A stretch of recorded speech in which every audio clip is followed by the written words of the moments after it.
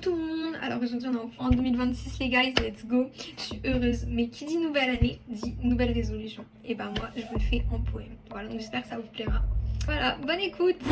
En ce premier jour de l'année, je vais parler, m'exprimer, dénoncer, pour rendre honneur à la petite fille que j'étais, portant un toast à celle qui est morte sous leurs yeux, si aveuglés. On nous apprend à craindre des ennemis cachés dans l'ombre, alors que les vrais s'installent à notre table, nous sourissent, disent qu'ils nous aiment, tout en travaillant parallèlement à notre perte. Quelle ironie quand ceux que tu défendais envers et contre tous deviennent tes pires destructeurs. Rappelons que l'amitié et l'amour conduisent souvent à la même perfidie. Quelle sombre réalité. Longtemps ils m'ont traité comme une poupée, une fille seule et stupidement naïve, une cible parfaite pour s'amuser à rabaisser, humilier, frapper. On m'a fait croire que j'avais provoqué, mérité, déclenché chaque chose, jusqu'à accepter que c'était moi le problème, que tout était toujours de ma faute. Je me contentais de presque rien, convaincue que recevoir un fragment d'amour était déjà une faveur, une attention. Mais aujourd'hui je vois clair, c'était pas de l'amour, non.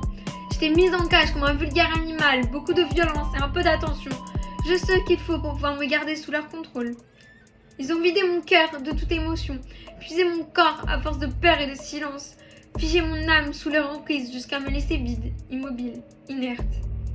Ils ont arraché mes ailes, plume après plume, goûtant à chacun de mes appels au secours, prenant leurs pieds lentement, avec une telle assurance. Me laissant tomber plus bas que terre, me regardant silencieusement, comme s'ils me faisaient un serment, me promettant encore et toujours mille et une souffrances.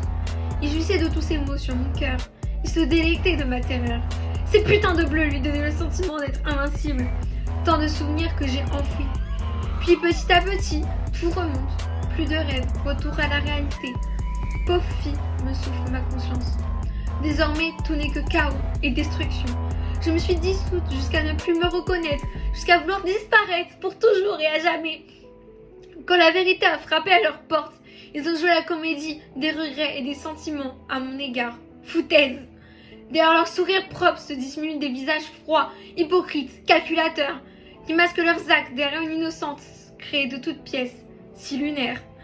Alors je décide d'arrêter de me taire, d'arracher les masques, de les confronter sans recul ni pitié.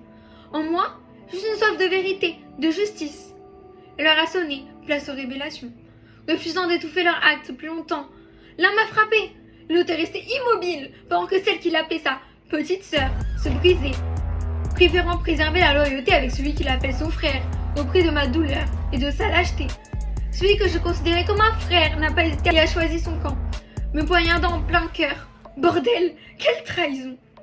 Seulement cette année, je compte bien renaître de mes cendres, tel un phénix brûlé.